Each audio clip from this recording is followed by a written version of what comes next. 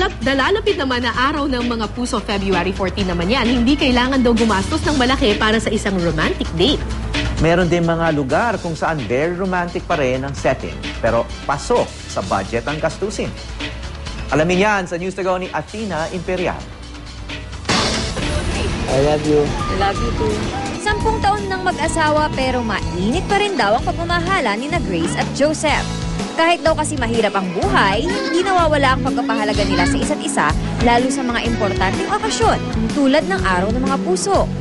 Special day din to para sa mga mag-asawa kasi Araw ng Mga Puso to eh. Kumbaga Araw ng Pag-ibig. Talaga raw mahalaga ang pag-alala sa mga ganitong okasyon ayon sa isang marriage and relationship counselor. Sa mga mister, ang tip niyang pampakilig kay misis kung walang budget. Paramdam naman ng ni mister na siya yung prinsesa sa araw na yon. Ipagluluto niya, yung mga small things. Kasi kung minsan na-overlook na yun eh. Namimiss yun ni misis. Maging prinsesa siya sa araw na yon, sa araw ng mga puso. Walang gastos. Kung may naihandang konting budget, maaaring maghanap ng mga murang makakainan na romantic ang ambience tulad sa restaurant na ito sa Pasig. Sa 500 piso, makakabili na ng T-bone steak at chicken barbecue na may kasama pang red wine. Basta in love lang kayo sa isa't isa. So kahit simple lang yung date nyo, yun, okay na yun. At pagkagat ng gabi, tanaw ang ilang bahagi ng Lower Pasig pati ang mga bundok ng Antipolo. Hindi ka na kailangan pumunta ng malayo or like Tagaytay kasi unang-una meron na siyang view tsaka yung weather, yung hangin is parang presko like Tagaytay.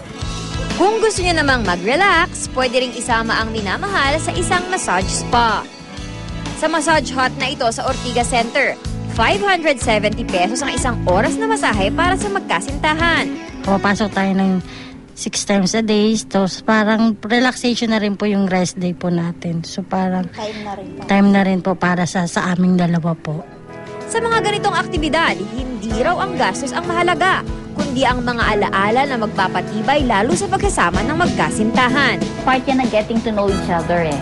Yung bonding, ito pala ang asawa ko, ito pala may gusto pala siyang ganito, ito pala misis ko o mister ko, may kakatuwang ugali na ganito. Nakukuha lang yun kapag nag-bonding kayo.